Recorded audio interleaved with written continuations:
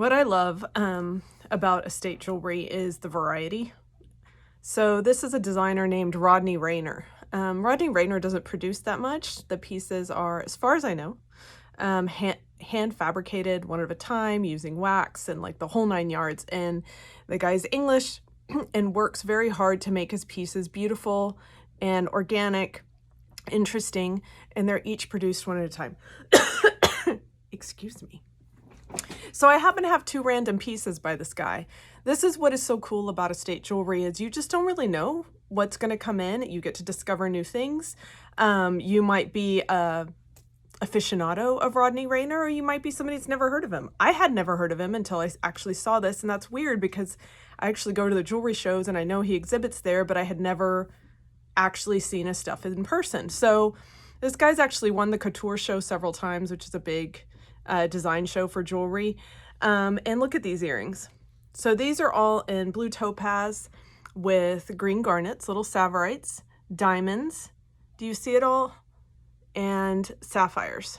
Did I already say that? Blue topaz sapphires and savorite garnets with diamonds.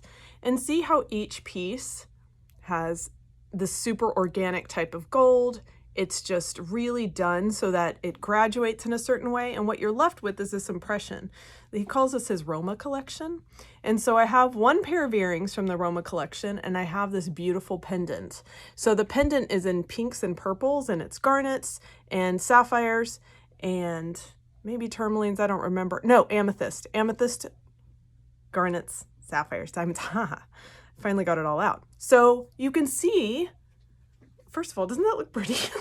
God, I wasn't quite prepared for how good it would look on my top. The inventory might not get this back. But you can see how the pieces really pop, yet they're still subtle. They're discreet. They're really beautiful. They're really beautifully made. And there's just not a lot of them. I love the idea of supporting these people that are not as well known. This is not Cartier that's like on every wrist. Let's be real. Who doesn't own a Cartier love bracelet? Well, I don't, but most people that would want one have one. Well, this is not that kind of thing. This is rare and unique and maybe one of a kind or two of a kind.